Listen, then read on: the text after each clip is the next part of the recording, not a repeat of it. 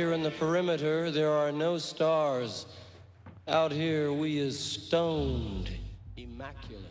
Hello and welcome. This is the C86 show. I'm David Eastaugh.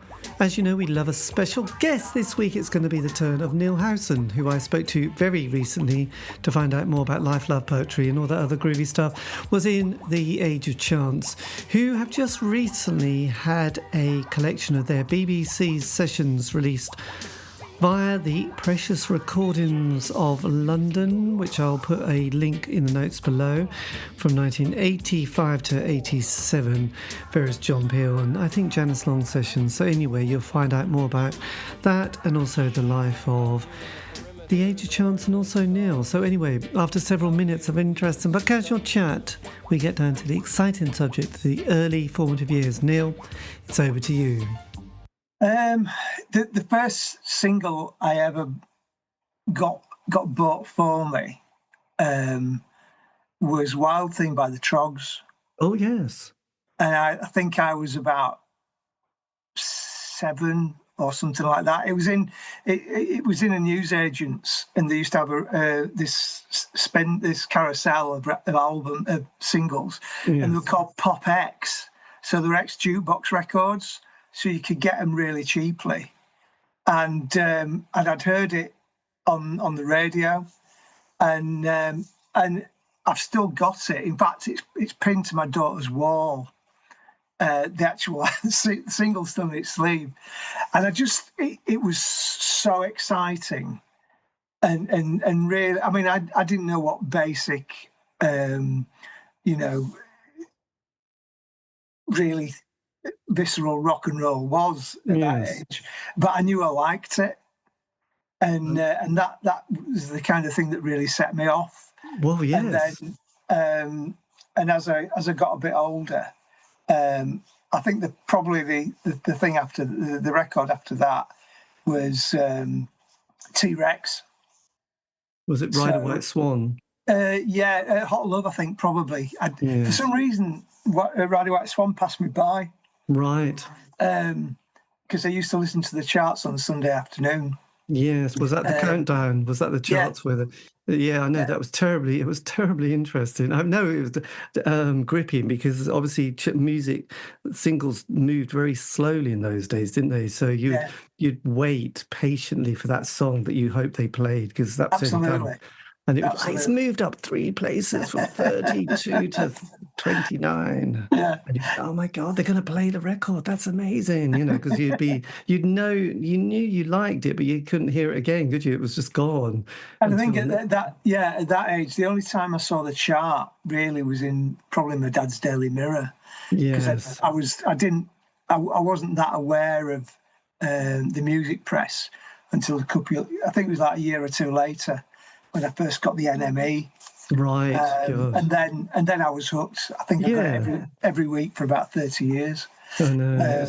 And then unfortunately, we didn't keep all those boxes of NMEs, did we? Which was a shame. But once you move house a few times with those boxes and vinyl records, your partner's going, "Are you doing that again?" It's like, I'm not sure. Yeah, so it was. Yeah, I went from the Trogs to T-Rex, and then I heard Virginia Plain, right, dear old by Roxy Music, and that was kind of my next big love. Yes, well, quite. Did you ever? I guess you would have heard that recording of the Trogs in the studio where the engineer recorded them talking about, they were trying to get that beat with the drummer, and then he kept saying, sprinkle some fairy dust on it. And did you hear that? Have you heard that kind of recording? I did, a long time ago. Yeah, it's worth revisiting because it still makes you smile with great enthusiasm. It was just comic genius, really. Yeah, and I suppose I guess I remember things like, I don't know, the Banana Splits and the Monkees, and watching the Beatles films and sort of being very enamored with those. But also the 70s also had a lot of these grim but kind of epic songs like I Can't Live If Living Is Without You, and Seasons in the Sun, these tragic songs. And even Two Little Boys Had Two Little Toys had a tragic end to it, didn't it? It was a sort of a romantic melancholia dealing with heartache and death, really, wasn't there? Well, funnily enough, you listed a couple of records my mum and dad bought, and I've just remembered one They weren't sort of inveterate singles buyers, but they did buy the Walker Brothers, right? Which one is it now? It was one of the big hits, but it was the B-side that I really, really loved. And it's a song called After the Lights Go Out. And honest to God, it's like Joy Division before Joy Division. Yes. It's such a moody, epic, quasi-Spectre tune. We were going to cover it at one point, but we just couldn't get a handle on, what we could do that was better or different. Yes. And that, those early Walker Brothers singles. So Ain't Gonna Shine Anymore, that's what it was. That's the one, yes. Which is just, an unbelievably great record. Yeah. Well, one of our records we had, because, we suddenly a record player appeared in the house in the 70s and a few albums appeared. And one of them was The Carpenters. Bizarrely, it was the Top of the Poppers sing The Carpenters, not even The Carpenters. But I didn't know that really. So I just used to listen to these lyrics and I must have been quite young at the time. This is the early 70s. So I was about 8 or 10. And it was like, I say goodbye to love. No one seems to care if I should live or die, and thinking, I absolutely loved it. And then you could see why one would like Joy Division later on and the Smiths, really. Because you thought, those songs were much more depressing than anything, But, they were there, and Burt Bacharach's as well, stuff. So there was a lot of, heartache and heartbreak, really. We loved all that kind of stuff at that point. I mean, because the charts were quite filled with some really random things. And Top of the Pops used to have some strange, you could go from Black Sabbath to sort of Telly Savalas, couldn't you? Sort of, in a click, really. So, I don't know. It was kind of fascinating. Did you have any older brothers or sisters that gave you sort of musical direction at all? No, I was only child, so right. It was kind of on me to discover stuff.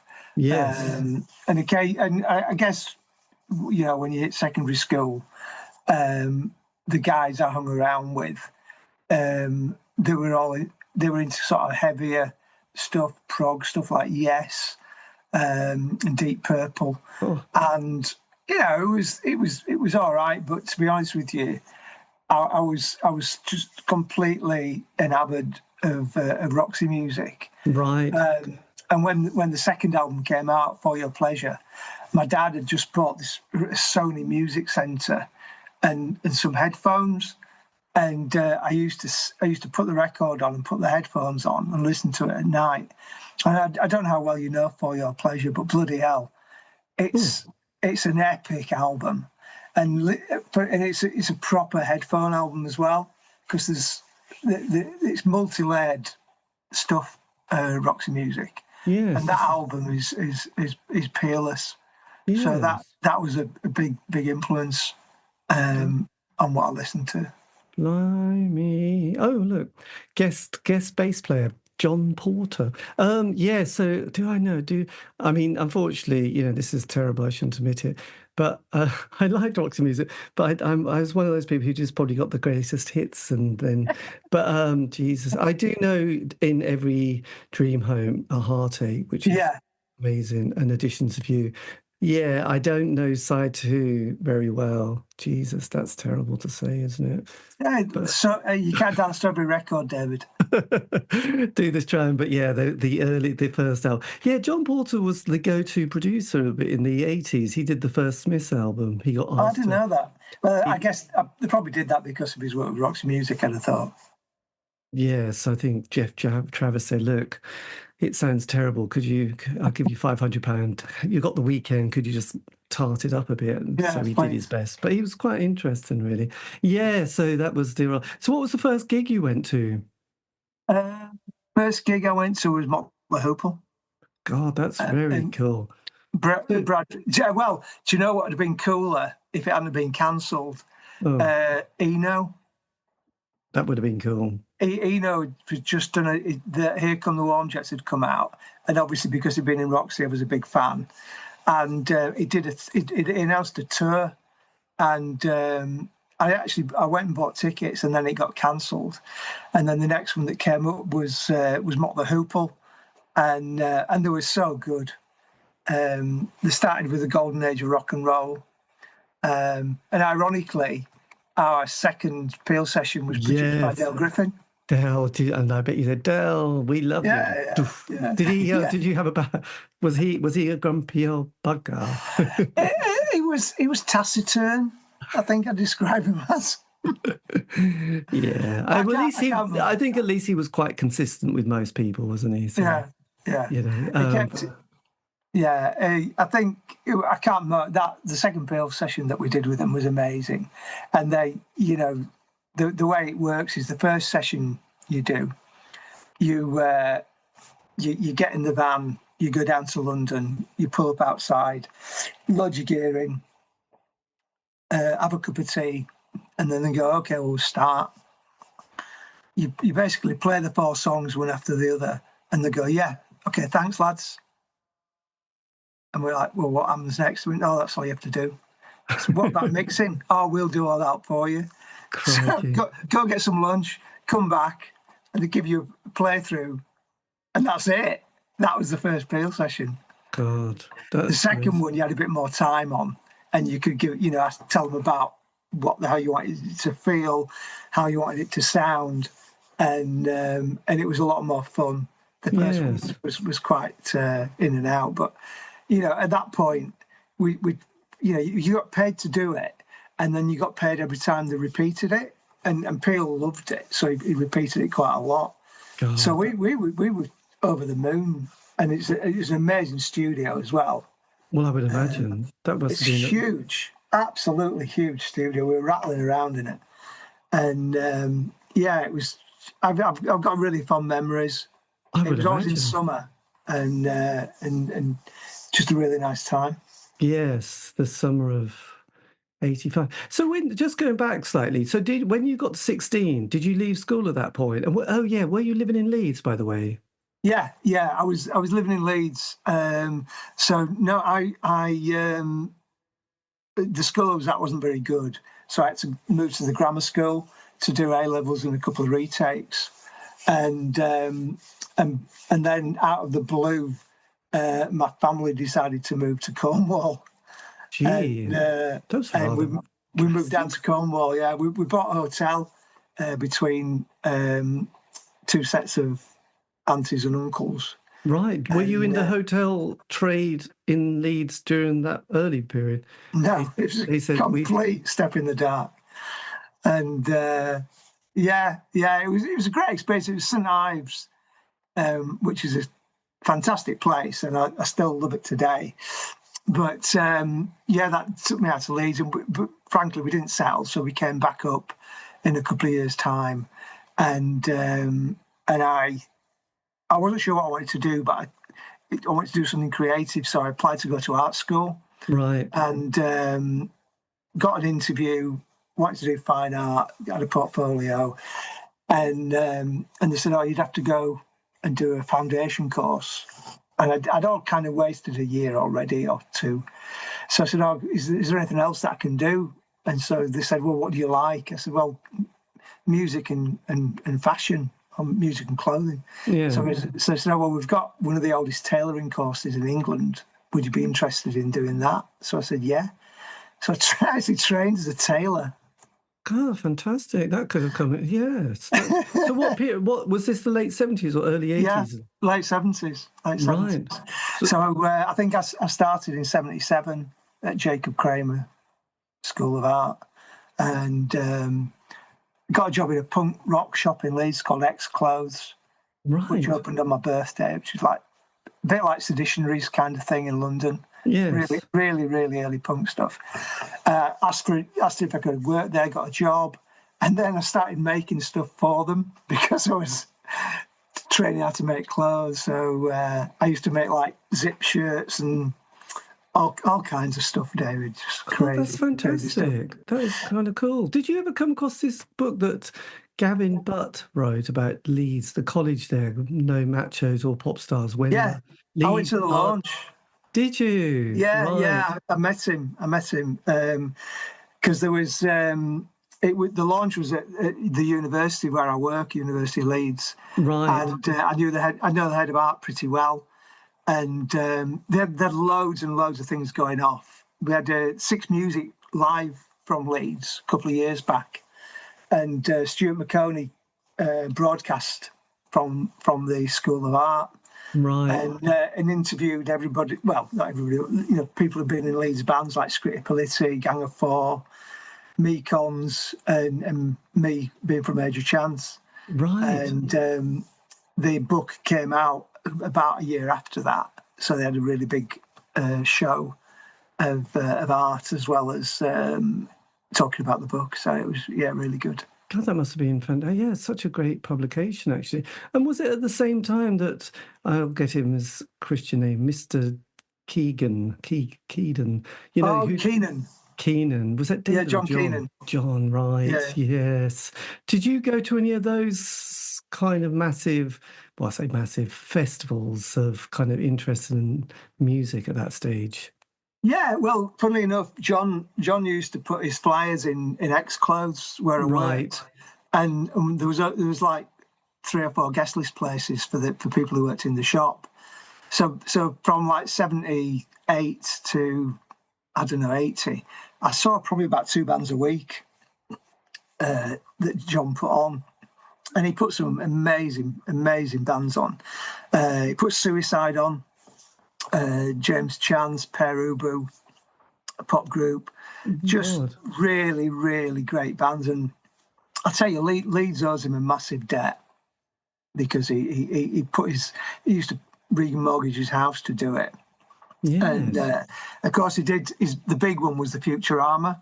Yes. I think that you're talking about. That's the one, yes. The first one was 79, Queen's Hall. That's right, yeah. Well, the Queen's Hall was just round the corner from X Clothes.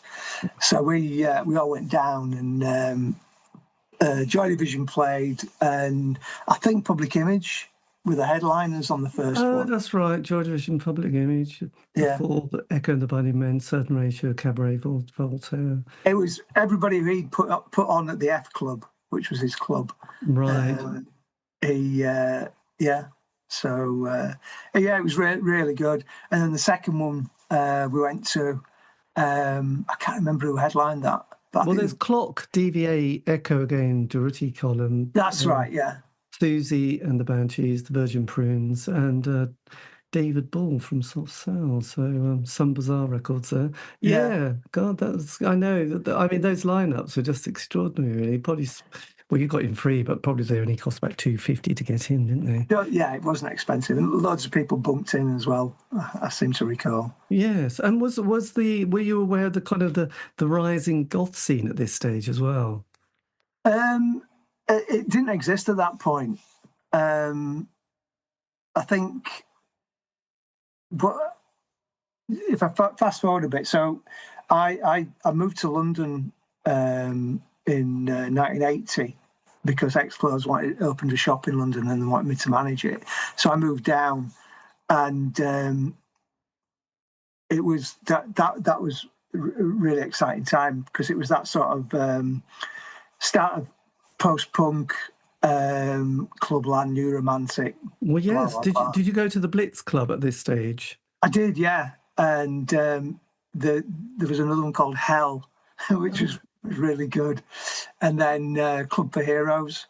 Oh, God, there was another one. Someone did a book recently, last year, another club, which had Doctor and the Medics kind of as the main DJ. Alice in Wonderland, that's the one. Oh, yeah, I remember that. There was a bit of a new Paisley scene going on, wasn't there, as well? Yeah. So I don't think the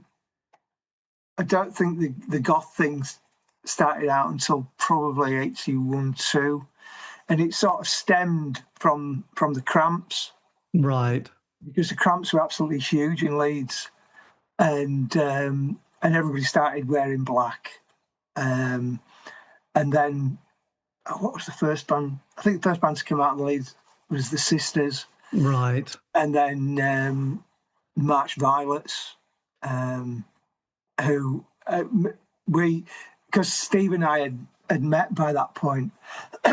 And I think Steve was 16 when I met him. I was about 19. And when I came back from London, I'd been to a few really good clubs, one called Heaven, which used to have the psychic youth rallies on. Right. And they'd have Certain Ratio, Clock DVA, Cabaret Voltaire, a lot of the electro bands. And I thought, I'd love to start a club. So we started a club in Leeds called the Up Zone. And Steve and I DJ'd. And I used to make scratch videos before they were called scratch videos. Yeah. And I had loads of TVs and put them all around the club. And it did pretty well. And I think that was where the sort of eclecticism of the band came from, because we'd play like Fire Engines records, Motown,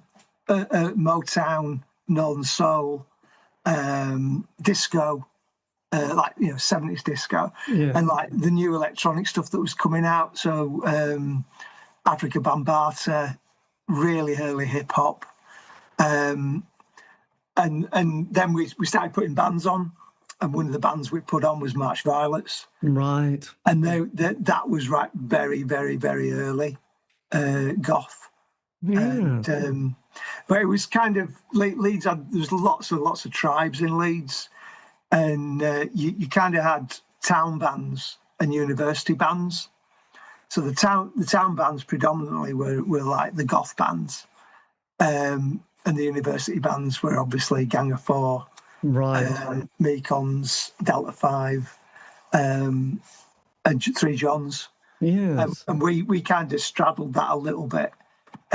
Jeff and Jan had been to Leeds Poly, and I was College of Art. So and I suppose the anarcho-punk and squat scene, was that still developing towards the mid to late 80s in Leeds?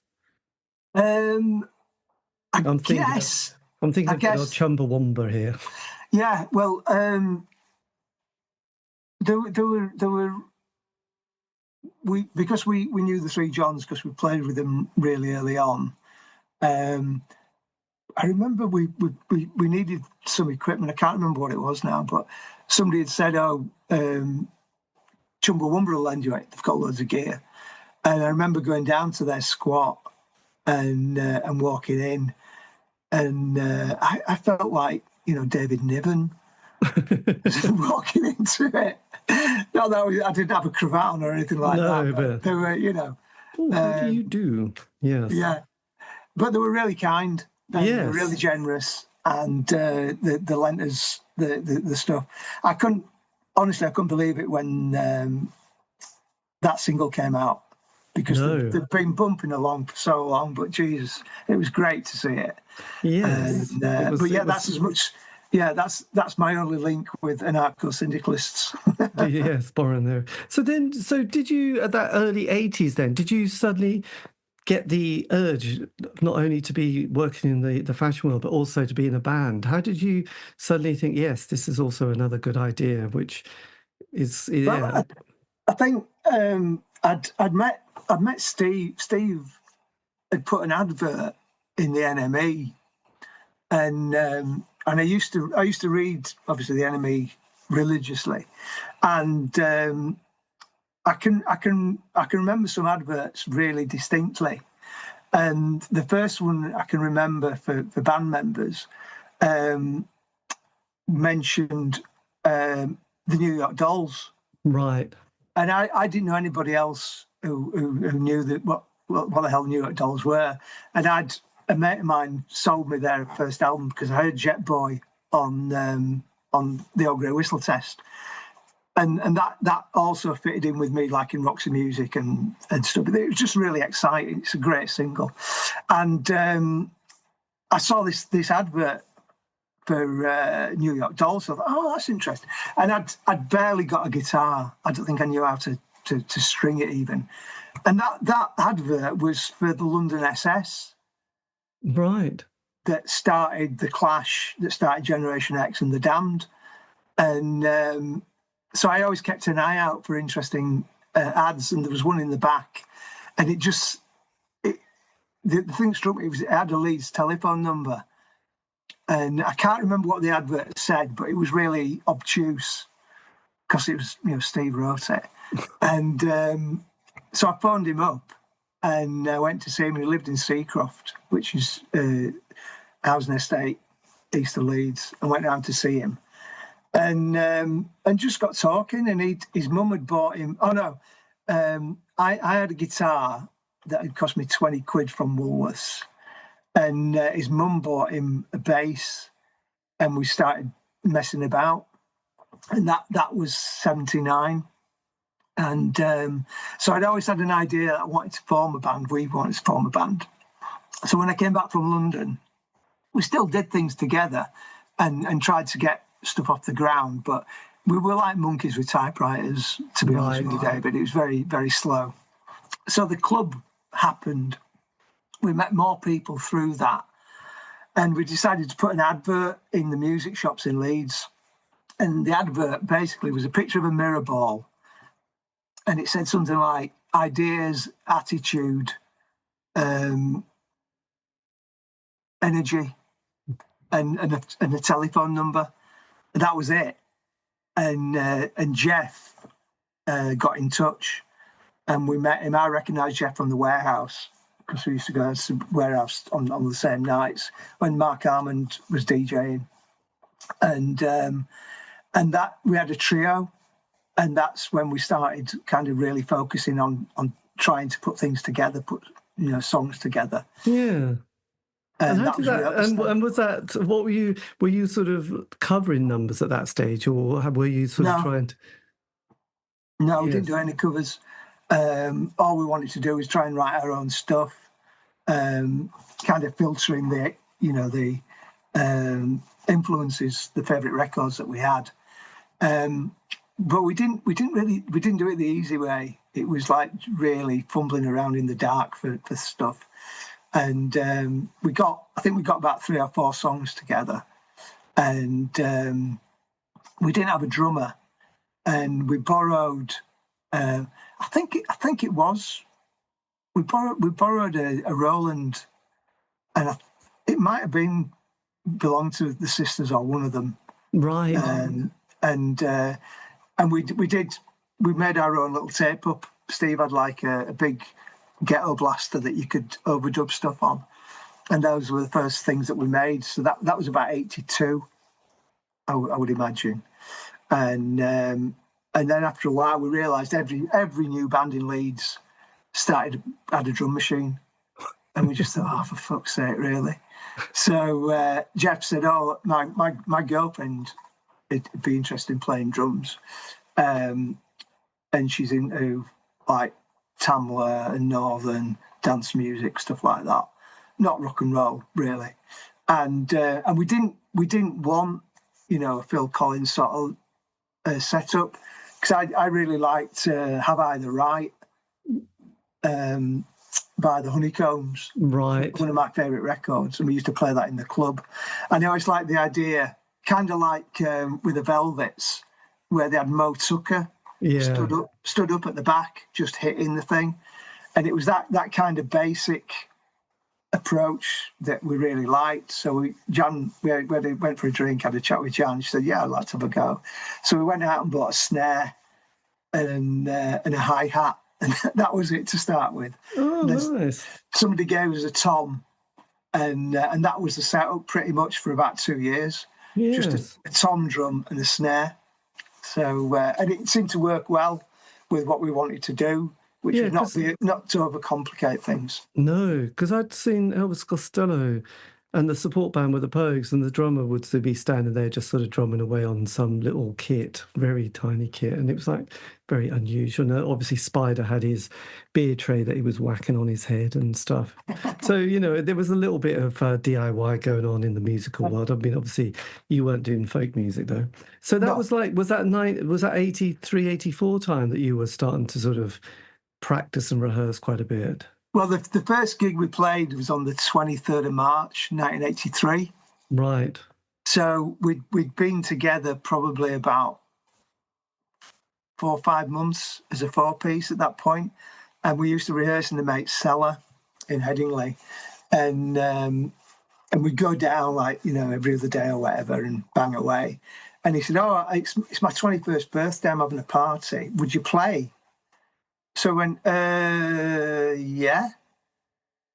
Shit, we better write some songs. Right. So that was the impetus, really. That's good. I think we've got first box and we're going to use it had a slightly similar moment as well. Of, oh, we'll play. Oh God, we're not really a band. But actually, you were a bit more advanced than they were, I think. So yes, and there was a really good documentary on Chumbawamba, which there's been several, but the one that Well Done Now Sod Off, and I think they just put their hand up as like, oh, we'll play, and they said, oh yeah, well, you can go on in a month's time at this. I don't know who it was that they were talking about, but they suddenly went, oh, we better go and be a band then. I guess we've just put our name down. So I guess it was in the spirit of the moment, really, wasn't it?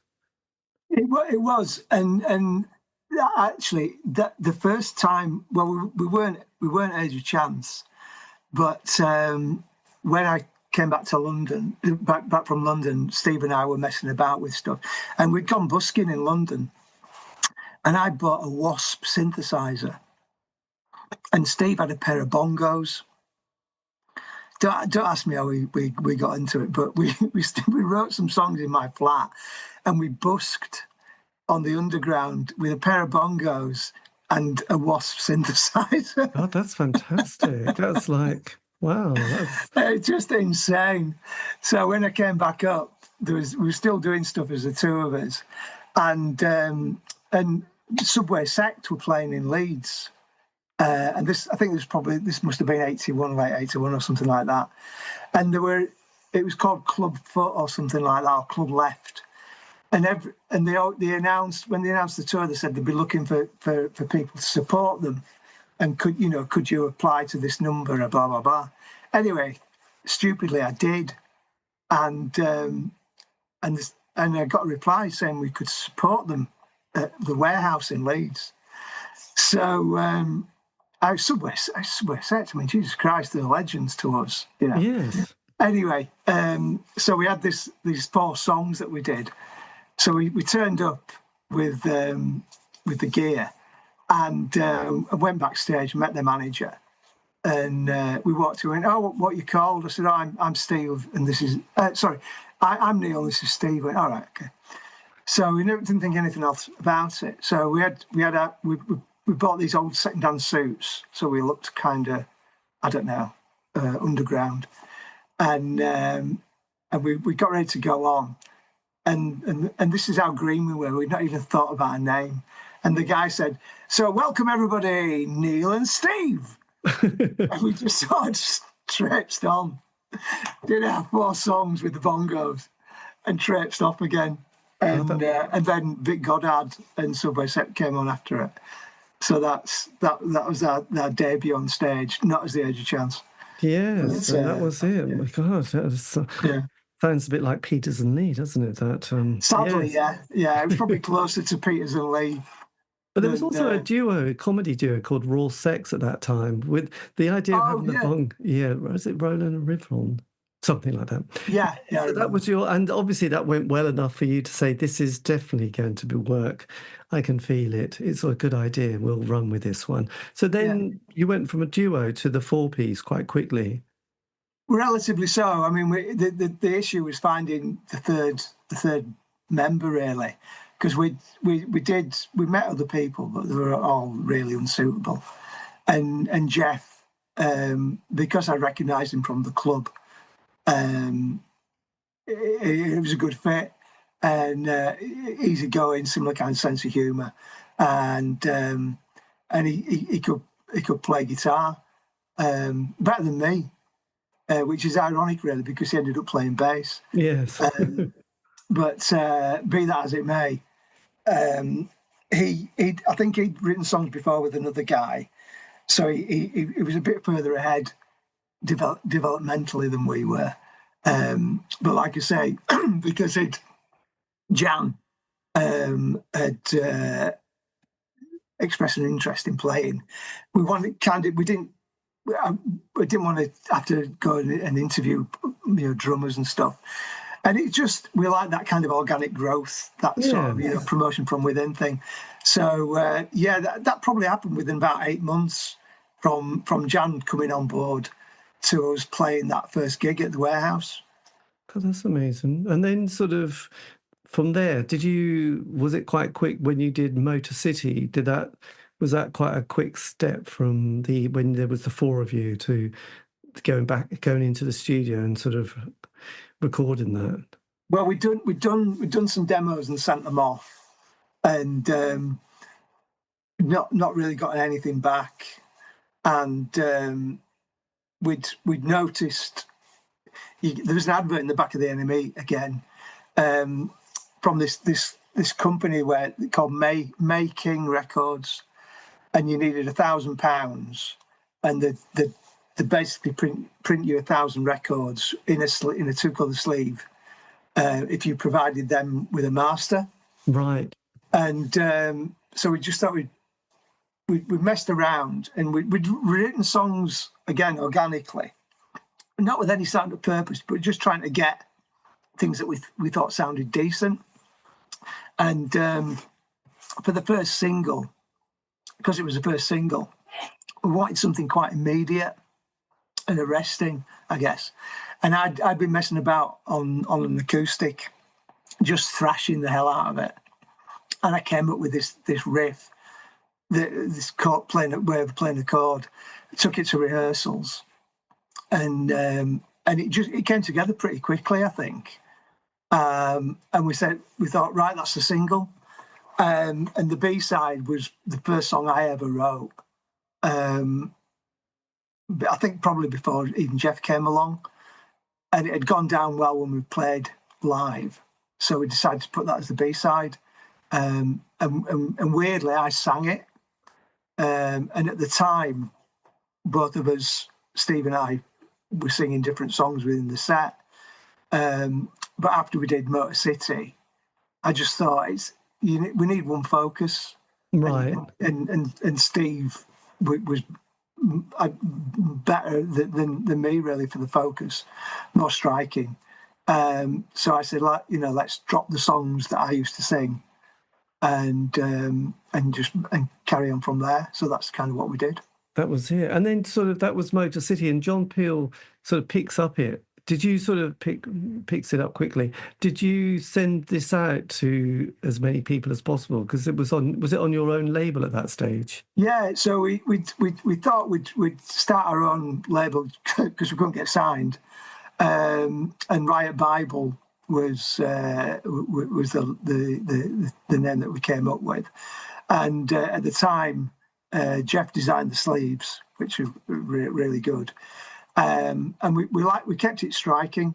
So we had you could have any colour at all, but we chose the main primaries from the print. So 100% cyan, 100% yellow for the for Motorcity, and sorry, not cyan, pink for Bible of the Beats. Yes. So they come out, and sort of you must have been delighted. Well, when we sent it off to Peel, and Jeff had done a pack or a box for it, and I think he'd done it in yellow, and we'd not heard from anybody whatsoever, and then Jeff got a call from Peel's producer. They said he really likes it. We're going to play it day after tomorrow. So we were just over the moon. So we're all, you tell all your mates, blah blah blah blah blah. They didn't play it when he said he would, and then about a week later he played it, and I've got the recording of it somewhere. I've been playing it, and I think Jeff had put something like, we've put everything we've got in this. Currently living off Kit Kats. I think Peel says something like, "Nothing wrong with Kit Kats, lads. This is great." I love those cassettes from his show. Actually, I've got dozens and dozens. And it just grew from there. And he played it, and every time he played it, he made a comment. And then within about 5-6 months of it coming out, we got offered a session. The session that came out, and you went down. That was, so that was October, the end of October. You went and got That's right, yeah. Your full numbers, mob, the going. going on the morning after the 60s, and I Don't Know and I Don't Care. So they were the four. So you just went and, as you said earlier, you just record it in a couple of hours and then go and have a cup of tea at the BBC studios. A cafe around the corner, I think it was, actually. Right. But yeah, I mean, it really created impetus for us getting that session, because you want to put things out that are memorable and that have impact, and that was kind of the driving force really for the songs, and they were quite dynamic sounding and percussive, and that was kind of how we wrote songs. And when we played live, we wanted to really really put the energy into it. Yes. And it be memorable. And those songs were part of that early period. And Don't Know and Don't Care got picked up on by Zigzag, if you remember Zigzag magazine. Vaguely, yes. And they Zigzag was it started out as a fanzine, and then went to colour. And the guy who ran it, Chris Needs, was really influential. Big into the Clash, yes. Part of their community. Very. And so they put an album out called Gunfires and Pianos, and we were on it, and we did. They gave us a bit of money, and we went to and recorded I Don't Know, I Don't Care, but like a deluxe version at this little studio in Sheffield that was recommended to us by I think it's Cabaret Voltaire, and again to be impactful, that's why we did it. And it's 98 seconds long. God, that's amazing. But it's quite, I think it's quite filmic, the way we did it, and there's a lot that's films references in it, because we all watch a lot of films, and Steve used to quote them. So yeah, and I just remember that time there was a Scottish band, wasn't there, that featured various people, Chris Connolly being one, was Finny Tribe from Scotland, wasn't there? Oh, yeah. Did you know? And there was Def Jam records that were coming out with LL Cool J and Public Image, not Public Enemy, and there was all those rap artists like Roxanne Shante and the Real Roxanne and people like that. Were you also getting into sort of the early, and Salt and Pepper, early hip hop at that stage? Was that sort of on your radar? Yeah, because we were on the club, the Upzone. Which that started in 82. So that kind of ran concurrently with us trying to get the band together. And we also opened a shop in Manchester, because Jan used to make clothes, ironically. So me, Jeff and Jan opened a shop in Affleck's Palace in Manchester. I don't know if you've heard of it. No. It's still going today, but it was quite an epicenter in Manchester. Did Johnny Marr come into it? Did he ever visit it? Because he was always going on about clothes, isn't he, Johnny? I just wondered if he was. He worked in a clothes shop as well, didn't he, at one stage? So I do have a story about Johnny Marr. Oh, good. So Johnny Marr, I worked for X Clothes in Leeds, and we had a shop in Manchester as well as Leeds and Sheffield, and we had a Christmas party. So we all drove over to Manchester and met the people from the Manchester shop, and we opened the van door and they all got in, and this young lad got in, and he had all Johnson's leathers on, and Johnson's was an incredible men's clothing shop. It's where the Clash used to buy all their gear and the Pretenders and stuff, and I used to go down on a £5 bus and save all my money to buy their clothes, because they were kind of stage wear, but like 1950s style, really, really cool. Anyway, so this kid gets on, and full length leathers, sits down. It's really quiet, and I said, "Oh, how you doing, mate?" He went, "Oh, I'm all right." So we got talking about music, and he said, "I said, oh yeah, I'm starting a band."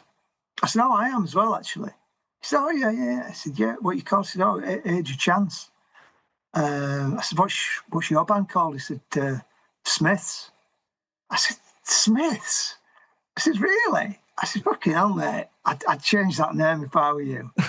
I mean, you know, there's not going to be a band famous who get famous called the Smiths, and it was Johnny Marr. Yes. And and how wrong I was. Yes. How wrong I was. Years later, you could chuckle about that one, couldn't you? Yeah. Yes. Oh God, what was it? Oh yes, right. God, I have no. Yeah. So your first session. So at that stage, obviously during the 80s, it was a bit grim, but it sounds like all of you were had day jobs, night jobs. It was like, was it Flashdance, where she was a welder by day and a dancer by night? Did you all sort of have to juggle to quite a lot of different things at this stage? Well, I got a job in a car hire company in Headingley because I got free vans. So we used to rehearse in the evenings round at Steve's place. So I got a job. Jan got a job working in not exactly a foundry like Flashdance, but I think it was the main things. I can't remember what it was. And Steve didn't have a job, but I don't think Jeff might have done something I can't recall, to be honest. Yes. But yeah, it was. We were all really, really focused on getting the band off, but being able to get free vans we made more money whenever we played a gig. Yes, that's quite a very handy little number, actually. So you were touring outside Leeds and around the country at this stage? Yeah. I mean, we actually played more in Manchester than we played in Leeds, bizarrely. There were more venues in Manchester, and we'd played. Big Flame played in Leeds, and we went down and got talking to them, got on with them really well. And they'd actually set their own club up as well. So I said, oh, well, you know, let's do some swap gigs. So you come and play Manchester, and if you get a gig in Leeds, we'll come and play in Leeds. And that's kind of how the scene worked back then. Right. So you'd meet bands who you got on with. So we had Big Flame, Membranes. Yes. We played with them. They came over. June Brides. Phil Wilson. Yeah. Obviously, Wedding Present in Leeds. And a couple of other bands in Leeds called MRA, who were like a funk band, who were really good. And another band, electro band called Son of Sam. So you that's how you built your networks up back then, you know, because obviously no social media. And so consequently, we played all over in Manchester. And it was great. That's how you did it. Did you ever visit that squat place, the flats, Hume, at that stage? Was that because everyone seems to, there's a lot of people who photographed it at the time, and a lot of people, I think members of Big Flame lived in this estate called Hume. Okay. And all right. Yeah, I don't recall that. We played Band on the Wall, couple of really little clubs. Was the Broadwalk operating at that stage? We did. We played the Boardwalk. I think we played with. It might have been Mark Riley. Right. And yeah, all those sort of central Manchester clubs we did. And then we kept get invited to play, I don't know, Oldham or Preston and things like that, and then started getting a few more gigs. We didn't have an agent or anything like that. People just phoned us up and offered us gigs, and hopefully you could kind of link them all together and you go out and play. But we tried to get supports in London, and it never really came off. So our London debut was the C86 week at the ICA. The ICA one, yes. Which I loved, because that's where the Clash made their debut, I think. Or if not debut, one of their early gigs. So I loved that kind of synchronicity. Yes, so that was quite amazing. So when did Neil Taylor sort of approach you and say, "Look, I'm putting together this amazing cassette that people are going to be talking about in 40 years' time. Do you want to be on it?"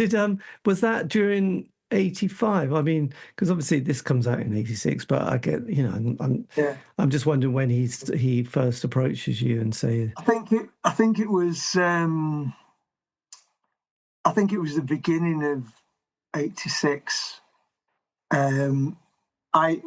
had an unofficial manager called Don Watson, who wrote for the NME, right, and Don had lived in Leeds and came to the Upzone, and he was writing reviews back then. He'd gone to the uni, and we were mates, and he got a job at the NME, so he was able to, he was really well connected with other bands, obviously, because he was interviewing them, and I think the C86 approach came from him, through him. So right. I think Neil probably told Don, and then Don told us, and you got, I think, it might have been couple $100 or something like that. Yeah, because I think a few bands said, "Yeah, we'll sort of take the money and record a single," or well, I think the Mighty Lemon Drops sort of used it to record quite a lot of stuff, and then say, "Oh, we'll just give you one track." But I think it was quite a good deal, and I suppose at that time, no one was that kind of like confident this was going to be a great cultural a JFK moment. Where were you when you bought your sort of C86 cassette? It was definitely not thought of as that. I can tell you that with 100% certainty. No. Well, we've done. I think a few bands will give you the worst track we've ever recorded because we think it's rubbish. So, yeah, I think some people treated it fairly lightly. Well, June Brides turned it down because they said, "No, we don't want to be associated with that scene," even though we epitomised the indie sound. I thought he definitely said yes when they reissued it as a triple CD. They said, "Yes, we definitely want to be on it." We are. So, I mean, they're like Mighty Mighty, aren't they? They epitomise that sound, which is funny because Age of Chance really doesn't, do you, really? Well, that was the weird thing at the time because, it begat that sort of shambling scene. Yes. And there was a bit of that around sort of 84, 85. But, we were spiritually and musically close to bands like Big Flame. And they weren't shambling in the least. They were fucking nutcases when they played live. They were brilliant. So we kind of ploughed our own furrow. We had strong ideas on how we wanted to look, how we wanted to sound, and how we wanted to present ourselves. I think that's because of our backgrounds. And with the C86 thing, we'd use the Peel stuff to kind of experiment a little bit because there was nothing to lose really with it. And I think with the NME, it was the same. The C86 thing was the same thing because we'd recorded Bible of the Beats at this studio called Vibrasound in Sheffield, and we'd used that. We wanted to step on from Motorcity, and have a deeper sound and a broader sound, a bit sonically more interesting. And so when we got the money, we went straight back to that studio, and the engineer was Alan Fish, who was the Cabaret Voltaire drummer. Right. Really nice guy, and there's other connections with the Cabs. We were fans, obviously, but when we went to record it, we had some ideas, and I'd been listening to a guy called Glenn Branca, who's New York guitar artist, and he used to have like guitar symphonies with like 25, 35 players. Sort of like a Phil Spector approach to putting a song to get sound together, and lots of different layers, and not many chord changes, but very dynamic. And from now and be your God, that was kind of an idea to compress that Yes. into 3.5 minutes or whatever it was, 4 minutes. Because I do remember hearing I can remember John Peel announcing it and sort of playing that, with great enthusiasm at that stage. So yes, it was quite something, wasn't it? Really. It was really striking, but the 15-minute long of the tracks, it's not an immediate listening pleasure. You've got to immerse yourself in it. But I kind of liked that idea, and Steve's got some lyrics, and when we first started, we used to walk on to Wipeout, the Safaris song. Oh yes, but done by this guy called Zev, who was an experimental musician, and he used to get industrial barrels, plastic barrels, put time on chains, swing them around the stage through an echo machine, and it sounded really, really good. Blimey! And he did a version of Wipeout, which is just all percussion, and we put that record on, it'd stop everything in its tracks, and then we'd come on and play. So that was an influence on the kind of the drum sound that we had from now on. So it all kind of came together, all these disparate elements, to put something that we thought was quite orchestral in its own way, and that in turn influenced how we wrote How the West Was Won and things like that. God, yes, I was just looking at the Wipeout. So then, quite quickly then, did you get signed to Virgin Records at this stage? Because you did your... No, it wasn't quick at all. So we did, the C86 thing came out, we played the ICA, and then we got the Peel session, and we thought, I remember hearing the Fall do some really interesting covers, and I said, why don't we do a cover version? Because we'd done Disco Inferno really early on in our set, because we really we're big into disco music, but I had this guitar riff that was sort of like the Seeds, and I just heard him. I could hear the bass line going together, so that's why we put that together. So the Field session, we looked at doing some cover versions, and we thought there was a few that we looked at, but Prince had just come out, Kiss had just come out, and we absolutely loved it. And I'd been at this time we were rehearsing in the garage of the hire car company where I worked, and we did it one Sunday, and I had like a big open chord and a very, very old fuzz box, and we got the sound, and as soon as we got the sound, that was it. We knew we were onto a winner. And you were talking about hip hop before, and I'd got the first single from LL Cool J, right? I just can't live without my radio, and it's almost like, it's so basic. It's almost like a kid's toy record or something like that. And the drums on it are just very relentless. So we kind of took a bit of that and put that on the drum pattern that Jam was playing, and it just, there was a lot of noise in it, which was a nod to the Glenn Branca stuff, and obviously our sound, which was a bit heavier and a bit more sonic. And that came out of the Peel session, as you know. And then we played a gig in Nottingham at the garage, and afterwards there was a club upstairs, and he played the Peel session that he'd recorded on the cassette, and he played it in the club, and the club went absolutely insane. The dance floor just filled up, and people were jumping up and down to it.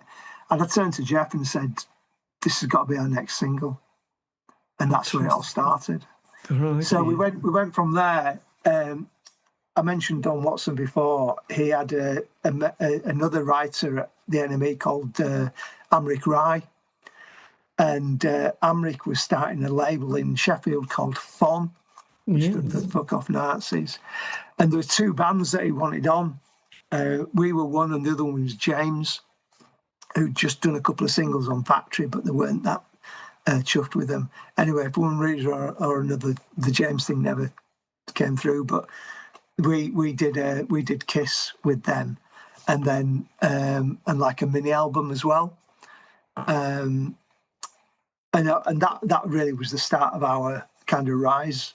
Yes, if you know what I mean. So it was very immediate, wasn't it? When Peel played Kiss, it was, and I suppose Prince at that stage. I mean, he hadn't done Sign of the Times or Love Sexy, but he had done Parade, hadn't he, and All Around the World, which were sort of the Beatles one. Pardon? Yeah, the Beatles influenced one. All Around the World. Yeah, I think it felt like it was very Sergeant Peppery, I thought. Yeah, he had a couple of. He had a very funky little kind of cover, didn't it? And it also had Raspberry Parade and Pop Life. Yeah, it was all right, but I mean, I really liked Parade. Actually, it had a track on it called, I think, Girls and Boys, which was just a relentless track. Oh yeah. Yeah. And Life Can Be So Nice, which I thought was a brilliant song. But obviously Kiss was there. It was just like, wow, a bit like when he did Sign of the Times, the single. Yeah, it was just quite and John Peel played it. I do remember being like, wow, this is great. That means, because I was a little bit, I was quite influenced. If John Peel played it, I thought that was fine. I could, up to then, I was a little bit on the fence about Prince, and I thought, that's it. Peel's played it. I'm all good to go on that one. Yeah, so, were you surprised? I mean, they must have sold out of that copy, that so quickly. Yeah, well, it came out and it did really, really well. And Fon wanted us to sign the publishing deal, and I'd always been told by other people in bands that you should always hold off as long as you could for a publishing deal, because so many bands were sign a publishing deal just for £500 or whatever, and then they'd be stuck with it. So we were a bit worried about being asked to sign a publishing deal to finance a video for Kiss that would in turn help it go to the charts, etc. And we were playing a gig in I think it was Cardiff, and at the sound check, these two guys came up to see us and started talking, and it was Damien, who'd been in the Undertones, and I can't remember the other one's name, who were in a band called That Petrol Emotion. Oh, Steve Mack. Yeah. Probably not. So they were really friendly, and they were asking how it was going. And I said, we've got this. They want us to sign this deal, and we're just not sure about it. It doesn't feel right. And he said, why don't you go see our manager in London? He'll have a chat. He's a really nice guy. No, you don't have to pay him or anything like that. So we went down to see him in London, took him the contract, and he said, not really sure. He said, look, go get a sandwich, come back later. So we went back, and he said, look, we're going round to see. He said, I've been round, made a few calls, and I said, oh yeah. He said, yeah. So he said, this bit of paper has got 10 names of record companies. He said, they all want to sign you. And we were like, are you kidding? Right. And he said, no, they all want to sign you. He said, I spoke to him. He said, here's your chance. He said, they all want to sign you. And we had no idea anybody took an interest in us. We'd been ploughing our own for 2 years. And but because we've been getting airplay, we've been getting reviews and things like that, and done interviews, the record companies obviously took an interest. Yes. So he said, pick 3 that you'd like to talk to, and if you're interested, I'll represent you. This is my fee. He said, I'm not a creative manager, I'm a business manager, and you can talk to the Petrols or whatever. And I think he managed Prefab Sprout, That Petrol Emotion, Pete Wiley, and a couple of others. And he took us to see his lawyer, and he showed the publishing deal to the lawyer, and the lawyer just leaned back, scrubbed it up, threw it in the bin, and he said, don't talk to anybody before you talk to me about a publishing deal. We'll get it sorted. Right. And that was it. And that was the December. And we met. I think we met 3 record companies, Phonogram, because my mate was in the mission, and he recommended them to us. Another one might have been RCA, and then Virgin. And we liked Virgin because they started putting out hip hop records. Plus, Cabaret Voltaire had just signed to them, and again got good reports about them. And we signed a deal very, very quickly, and it was massive, absolutely massive. Yeah, because I know the Red Guitars had signed for Virgin, and also the Railway Children as well. Yeah. So and I do remember those.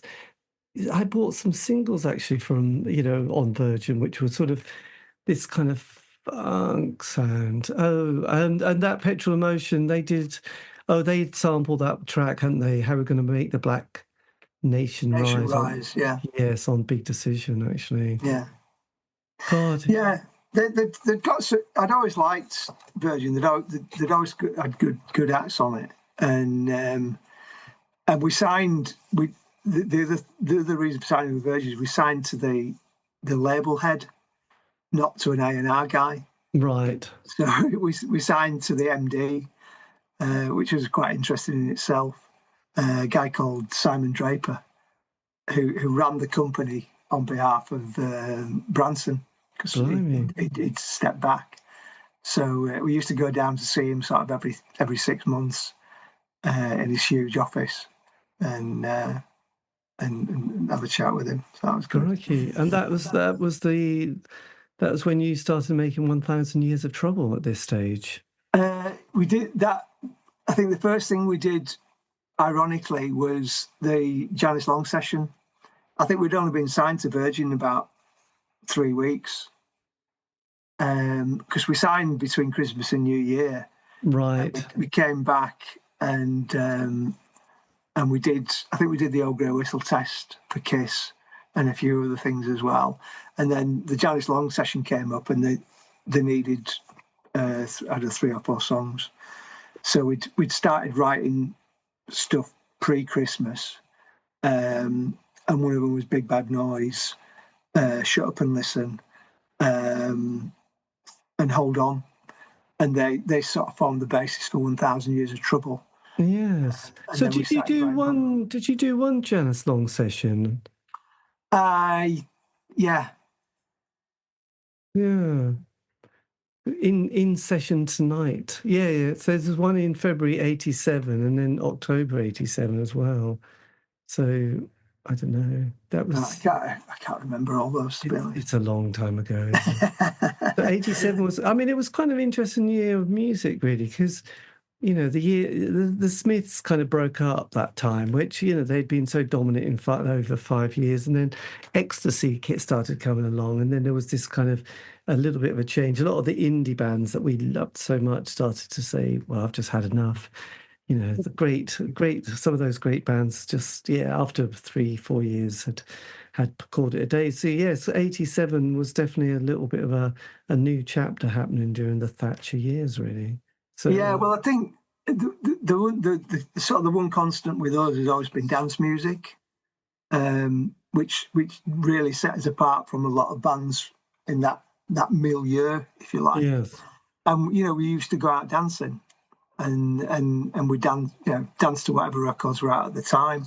So where club music was through the 80s, it was getting more electronic, to the point where sort of 84, 85, there's a series of records called Electro Street Sounds. Oh yes, the Morgan Khan compilations. Yeah. God, they were and great. So we used to buy them and listen to them. And that kind of stuff was an influence on us as well. So when we started doing the first album, that, you know, we'd take records out of the studio just to play and listen to. And so we kind of knew what was coming with dance music. And I think, you know, you take what influences you like, I believe, in music, and try and make them fit with whatever your sound or your fusion. Yeah, because there was those bands like, there was, I don't know if Consolidated had come a bit later, but there was an MC, was it 900 Foot Jesus? When did they come along? I can't remember now. Bad. No. They were just, oh yeah, MC 900 Foot Jesus. They were just fantastic. And that was, what year was he famous? I just remembered Peel playing it, a couple of their tracks actually. Hell. So that was 1990. So you were a bit before them, really. Yeah. But yeah, there was, and there was another track called Batteries Not Included that I remembered Peel playing. I can't remember. Was that by? I don't know who it was by, but there was a sort of, somebody had sampled, I guess, an advert, and it had Batteries Not Included. God, I should have rehearsed this, shouldn't I, really? Not included. I'll just see if I can find it really quickly. So yeah, so then 87, that was, oh no, I can't see it. Batteries Not Included. I'll have to do some work on that, won't I? Someone will go, oh, I remember that. I think I bought it actually, which again, it kind of wore thin quite quickly because that was kind of around this sample, really. Anyway, so yes, that was the 1,000 years, because I went out and bought the Don't Get Mad, Get Even, which I thought was just awesome song, actually. That was just a brilliant single, wasn't it? It was really, really good fun to do. You know, when we're in a like a proper studio, not a little hut, and I think to be able to have that freedom to just do what you want is brilliant. And Don't Get Mad, it was a great single. I mean, the one of the things that we did on that album and a bit on that single was that kind of approach that hip hop's got, where it uses samples or we had a DJ at that point called Noah Watson, who was the main DJ at Delirium, which is a club in London that ran out of the Astoria. And we used to go and listen to Noel and see him play. And he used to come down, he'd bring his decks, and he'd just bring all his old like loads of old soul records and things. And then when we started putting the songs together, you know, we'd include them, we'd put them in.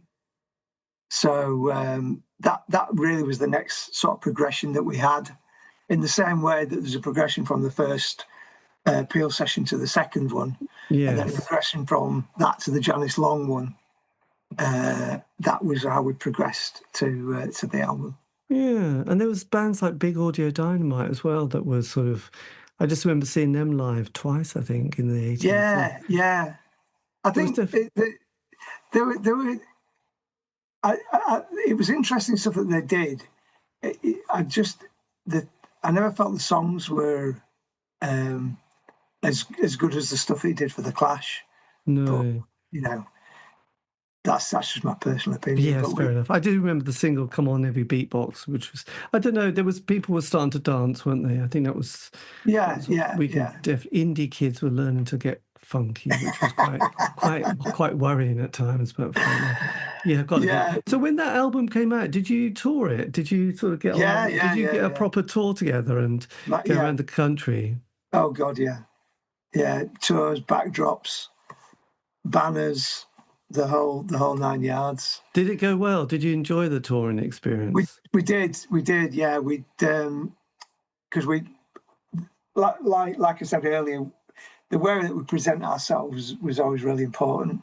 So for the 1,000 Years of Trouble, we had the backdrop, and then we had like banners hanging down with the designs like from Don't Get Mad, Get Even, you know, the chevrons and things on it.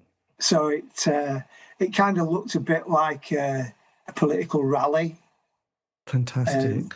And having all that, which we'd never been able to afford to do before, was just amazing. Yes. And Really, what was really it? What was the average member like of the audience? What was the average audience look? What did you I attract? guess, Was it gender-wise equal, or was it mostly men? I don't know. Who was? I think it was more male orientated, and I think by the time when we did that, we did a really big tour when Kiss came out, and I think it was more of a mix then. And I say that because we played in Hull on Valentine's night, played Hull Uni, and a girl turned up, and she'd made a shirt or a blouse, and she'd actually baked or smelt or whatever the star buttons with the eye on it, Right. in the shirt, and we were just like dumbfounded by it. And she'd taken all this amount of time and effort and care to do like a 100% Age of Chance shirt. Blimey. And it was amazing. And that tour, I think there was a more of a mix of girls and boys. And when we did the 1,000 Years of Trouble time, there was a lot more hip hop fans turning up. Right. So they all had the Adidas kit on, or the Puma or whatever, and obviously reflecting what we wore, because we'd started. We wore like cycling and sportswear pretty early on. Yes. And that there was a reason behind that, and it was the kind of art that we all liked collectively was kind of pop art. But lyrically, Steve had a real interest in, I guess, kind of marketing speak is what you'd call it now. But back then, it wasn't really a thing. But I'd got this book called The Selling of a President, and it talked about the techniques of how American politicians were sold and presented. And that had a real effect on us. And on the Peel sessions, you can hear we sampled a sales record from like the 60s. So there's a voice saying buy, sell, sold, and that's from like a sales technique record. So we were fascinated by the way things were sold. Yeah. And cycling tops. Sorry if I'm getting a bit meta here. No, this is good. Cycling tops are all about advertising and consumerism. Yes. And they look great. The colours, the shapes, the logos on them. We absolutely loved them, and it really fitted in with not to sound too wanky, but our aesthetic, I guess, or our ism.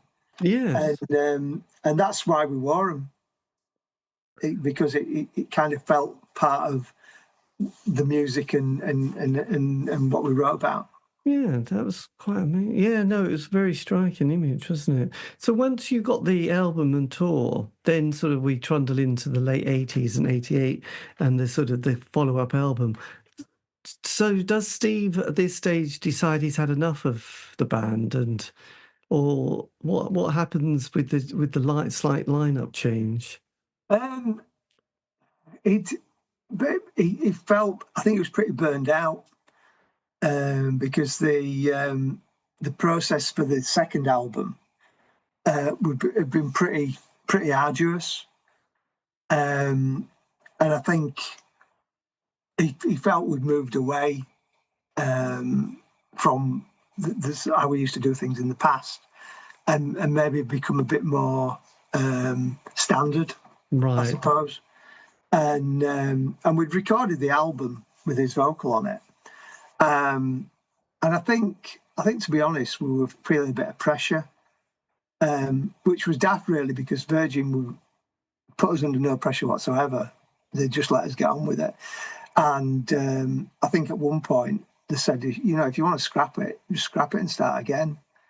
But I think we had a pretty strong work ethic, and we felt we needed to keep it. In hindsight, which is a wonderful thing, maybe we should have scrapped it and just started again. But there were no books to read at that point. You learnt by doing. Yes. And we worked really hard. We rehearsed every day. We had a rehearsal room in an old factory in Leeds, and we did 10 till 4, or sort of 10 till 4, and wrote loads of stuff. In fact, after Steve left, we wrote as a 3-piece before we had got anybody else in, and there's tapes and tapes and tapes of stuff that we did. And a lot of it is kind of electro-y. We found Charlie Hutchinson, because I'd seen him singing in a band in Leeds, and he was tore the roof off. So we thought it might give us a different kind of vibe, and it did. It was completely different, but. Sometimes you have to take a chance. Yeah.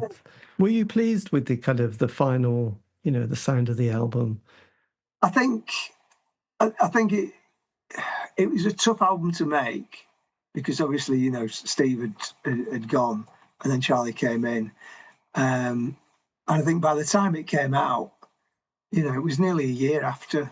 And Right. anybody in the band will tell you, if you record something and it sits in a can for a year, things move really quickly in music. Yes. And I would say, looking back at it now, if we'd have started when Charlie first came, it'd have been a completely different album.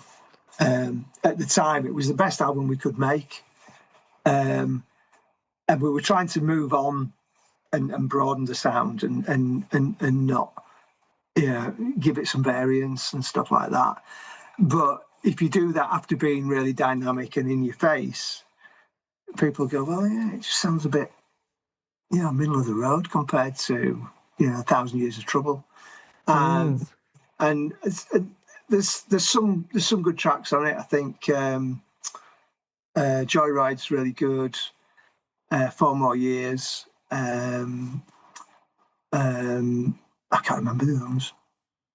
But yeah, there are some good tracks in it. And ironically, one of the best things that came out of it was when Virgin put out Time's Up as the first single, and we needed a 12-inch remix. And we went in the studio, and basically, and I guess this is what would have happened if we'd have started from scratch. We wrote Timeless, which I don't know if you're aware of, but it's a rave track to all intents and purposes. And we did it in a day, Right. and put it out, and there was no fanfare to it, and it became like an underground classic. Timeless. And literally, we had a synth and a couple of samples, and we just put it down, and it still sounds epic now. Blimey. And maybe that would have been the direction that would Yes. have gone. So did that get released in this track called Timeless? Yeah, it's the 12-inch of Time's Up, the B-side. Right. I got you. I've got it. There you go. That came out. Yes. Prove It. Okay. So then did you, again, when that came out, did you tour that, or by then were you done? Did you promote it? No, not so. We did TV, basically. Right. And they did, Time's Up came out, and then they put out Higher Than Heaven. Right. Which got to about, I think we got to 20 or something like that. I can't remember. But it was everywhere. It was on the jukebox in the Queen Vic. It was on the jukebox in the Rover's Return at the time. And it was ubiquitous. It just didn't sell enough to to get into the top 10.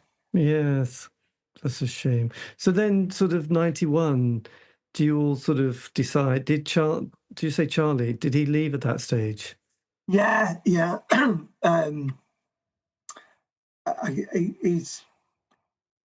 I think he realised it wasn't for him. We weren't probably. He wasn't used to singing, or going into a studio and being absolutely focused on delivering, time after time after time after time, which is what you do in a studio. At that time, we did all the overdub work in Strawberry in Manchester. Blimey. In between. Was that the studio the guys from 10cc owned? Yeah, they built it, right. And we worked with the guys who worked there were from Factory, who did all the Factory stuff. So it was a 48-track studio, and it was hard going.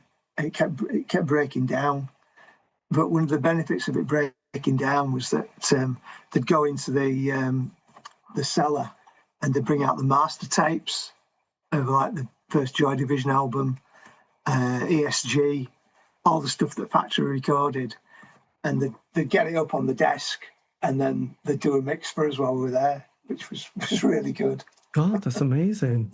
Yeah. Well, that must have been extraordinary. It was really good, really, really great experience. Yeah. And we were doing all the vocal. I think we recorded another couple of songs as well. But yeah, I think Charlie found it tough going. He's pretty loose, laid back guy, and he's joined a professional band, and you've got to put the hours in. Yes. So then, did you have a sort of a moment where the three of you sat down and said, "You, Jeff, and Jan, this is the end," to quote Jim Morrison? Not so much. We did another couple of singles after that as a 3-piece. Because I said, I think we should. I've still got things we want to do. So we did. The first one we did was Slow Motion Riot, and we recorded that. We bought some recording equipment, did it ourselves, and sent it off to a few people, and the Pet Shop Boys picked it up, and we kind of knew them through our designer. Yes. We worked with a guy called Mark Farrow, who had started off on Factory doing certain ratio sleeves, and then he'd gone to London and he did the Pet Shop Boys, Kylie, Electribe 101, stuff like that, and we got on really well with him. And the Pet Shop Boys were doing a takeover at Radio 1, so they had a show every morning for a week. And I got a DAT copy of Slow Motion Riot. I dropped it off at the BBC on Oxford Street, and just put a note on it and said, dear Neil and Chris, I hope you like this. Love Edge of Chance. It literally played it the next day, and it's a storming track. I've listened to it on YouTube. It's a bonkers storming track, and like I say, I think if we'd have started from scratch and scrap Mecca, I think that's probably the direction we'd have gone in, which is a bit more dance orientated, but still the sort of the dynamism that we had in our earlier stuff. Well, there was all the free parties movement, wasn't there? Castle Morton, and there was just a lot of raving going on in the 90s, the John Major years. So then you did eventually split. What did you then? How did you sort of navigate that? Because it must have been very strange having had that intense period all through the 80s, and then sort of coming into 91, 92, not in the band anymore. What do you do next? Well, it was tough for me because my dad had just died, and it really really knocked me back. But I'd a guy came up to me in the pub. We're in the Faversham, and he said he was starting a magazine, and Designer Republic were designing it, and would I be interested in working on it?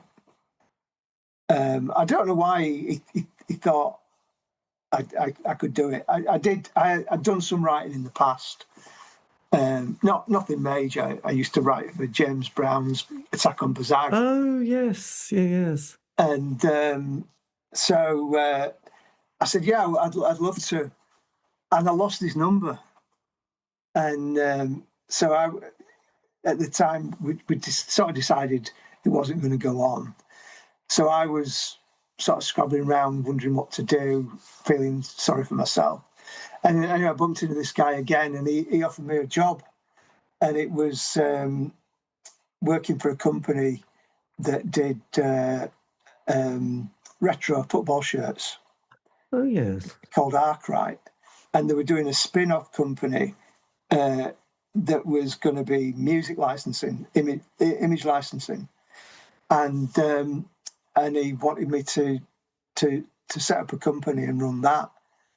Because I had decent contacts, which I did to a certain extent. Anyway, long story short, I did a range with Designer Republic called Dr. Soccer, which I won't go into, but they were really good stuff.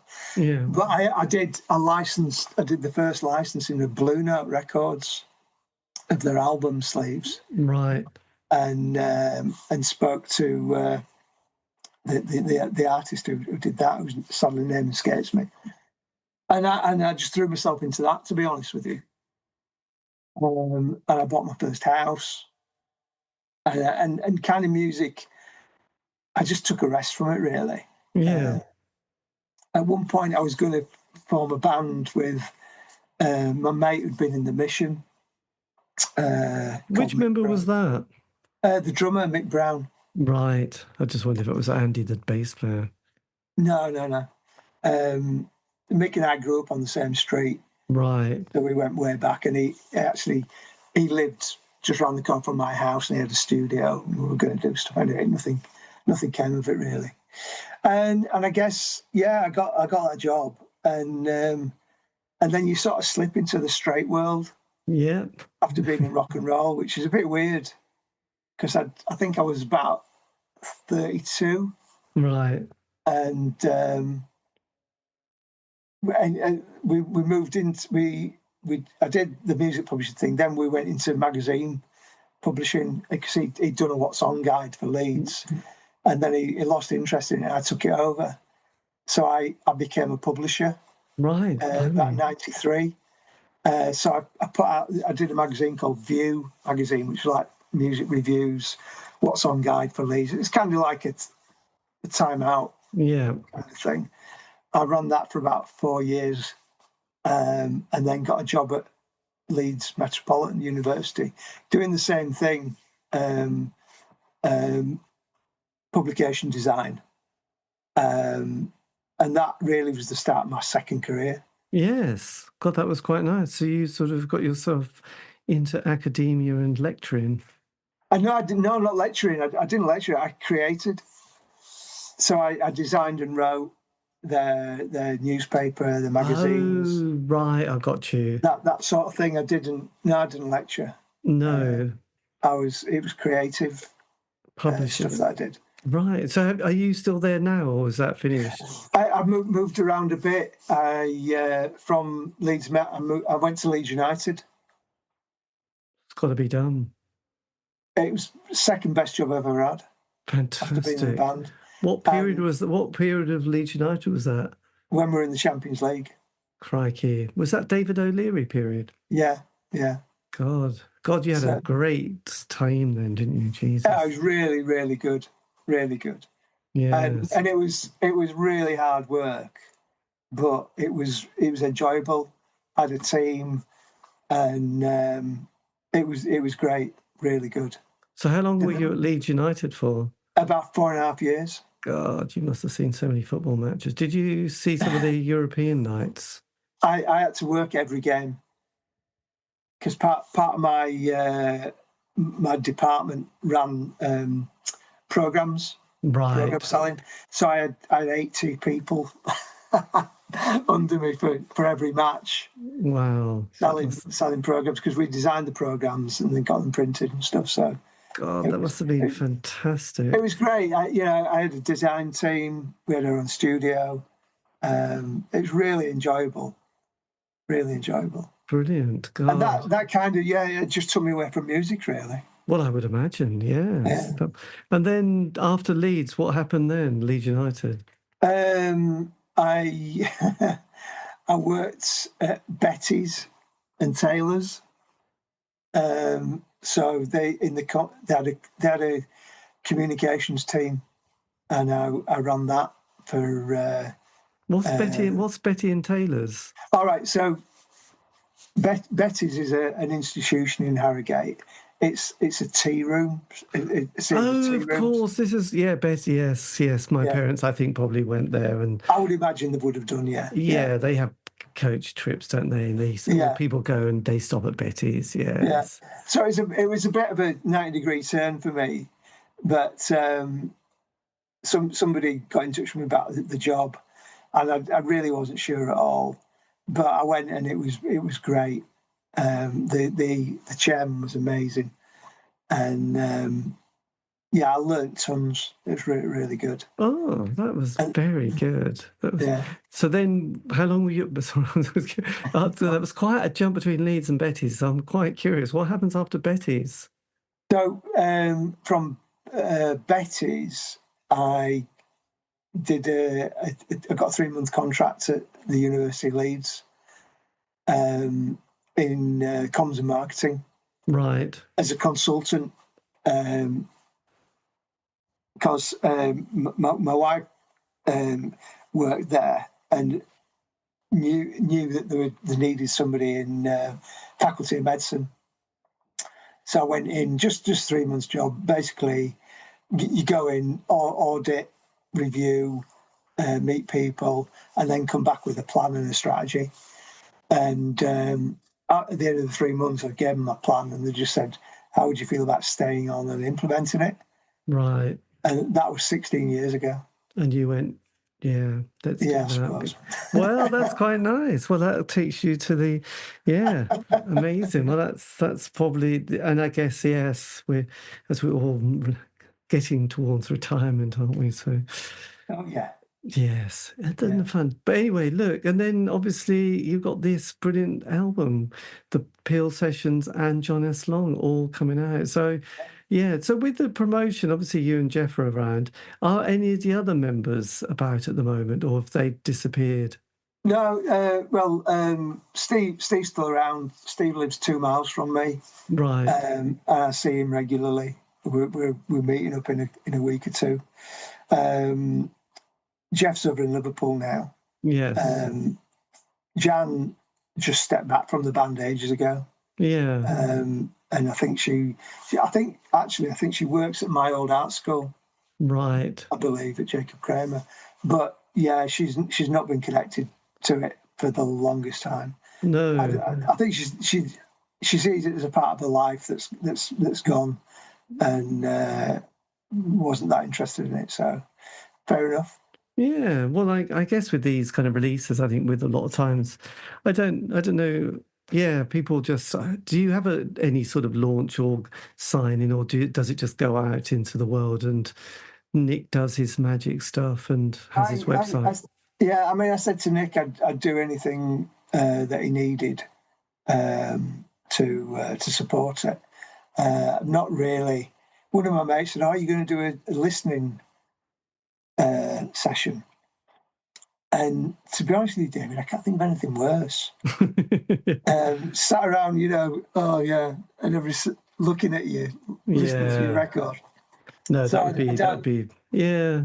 I've never been to one, so I don't know. Maybe no, I mean they're the sort of thing that you should think. No, not really. I know. I just wondered if you were going to have a little event at a bookshop, or have, I don't know why a bookshop, a record shop, sign in. You know, like people going, oh, and you just sign and go, yeah, that's the record, and have a it's one of those ones where you sit there and everyone has a little 20-minute chat about the record. But I'd be happy to do it.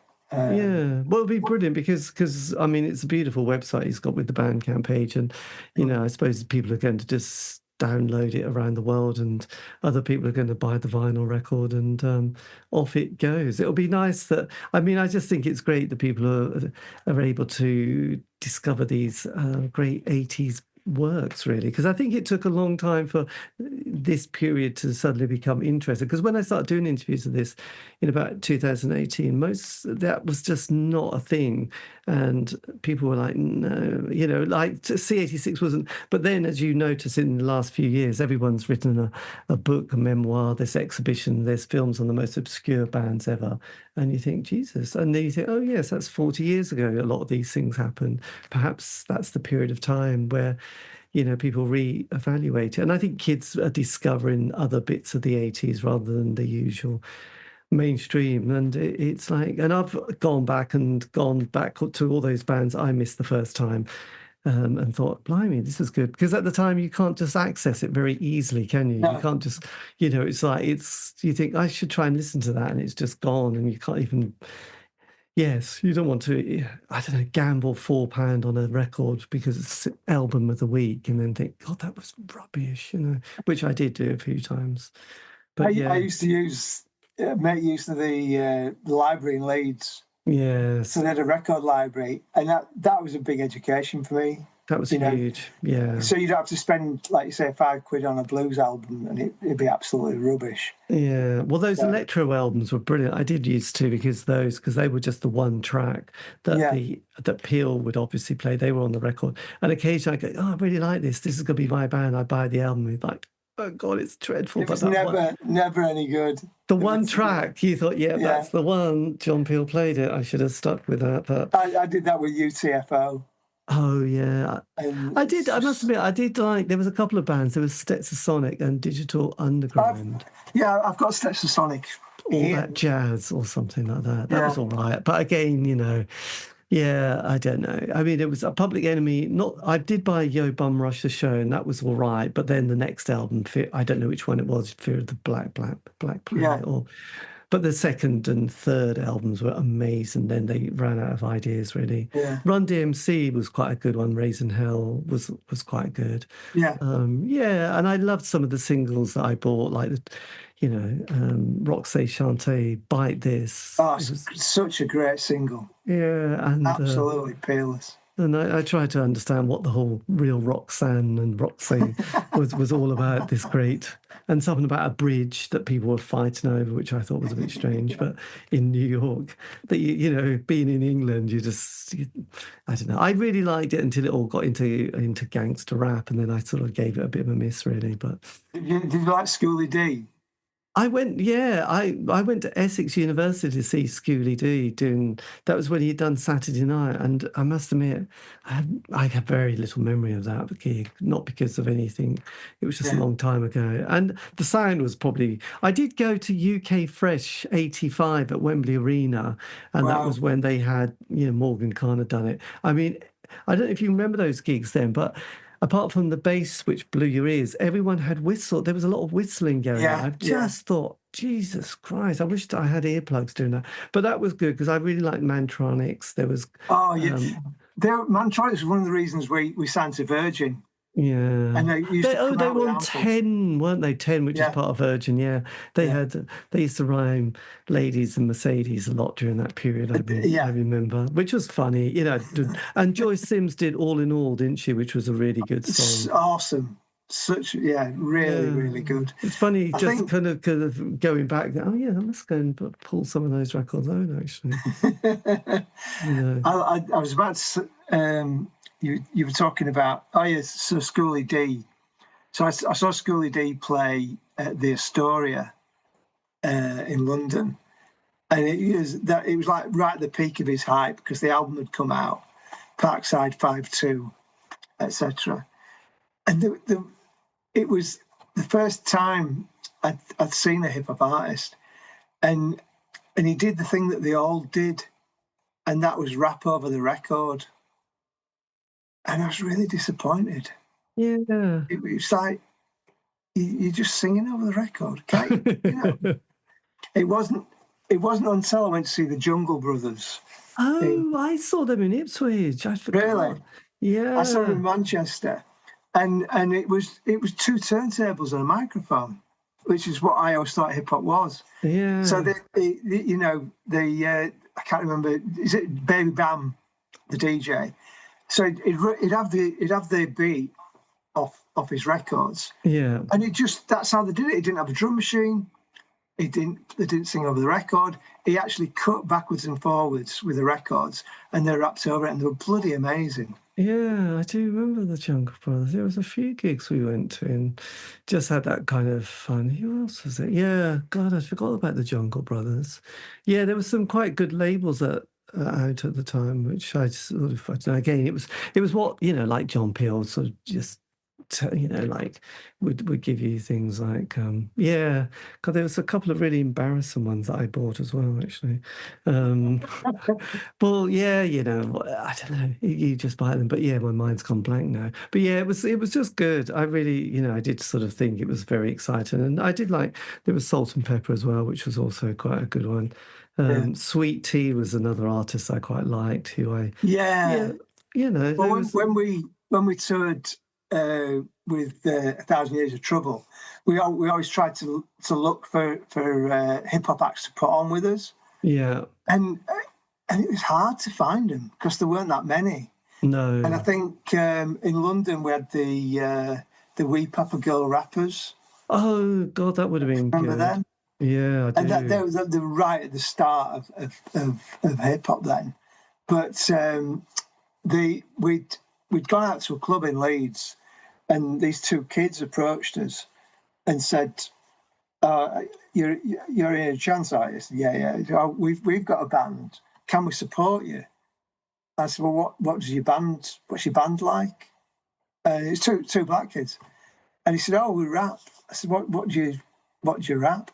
So they started freestyling in the toilets to us, and they're called Nightmares on Wax, and Wow. It was George and Kevin, and they were absolutely amazing.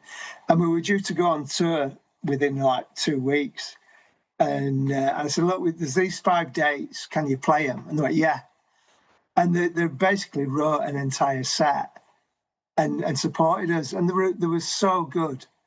And of course, George Evelyn now is Nightmares and Wax is still going. He lives on Ibiza. Righty. And he's playing the Albert Hall in the summer. And they started out literally supporting us on like playing Sunderland Poly or something like that. My God. And they were brilliant. They were so good. That's and then, so nice. Got into dance and stuff. And George is so talented. Yeah, God, that's a lovely story, actually. Well, look, this has been fantastic. Thank you ever so much. I'm going to have to go to bed soon, actually. But yeah, thank you, Neil. This has been fantastic. I'll send Nick a link as well to this and put it up on my social media page. And yeah, but thanks for your time. And yes, it's been amazing hearing about that. Yeah, I think you're going to have to edit that quite a bit because there's a lot of rubbish in there. I don't know, it's fascinating. No, but that's been amazing. Thank you ever so much. I'll let you go now. But yeah, thanks for your time, and I'll keep in touch. But yeah, take care, and I'll say goodnight because I'm... Right. Look after yourself. Yeah, you too. See you later. Bye-bye. Bye. And that was me in conversation with Neil Howson, talking about his life in music, the age of chance, and the new release by the Precious Recordings of London, their BBC sessions from 85 to 87. This has been the C86 Show, David Eastaugh. Have a great week. Stay safe.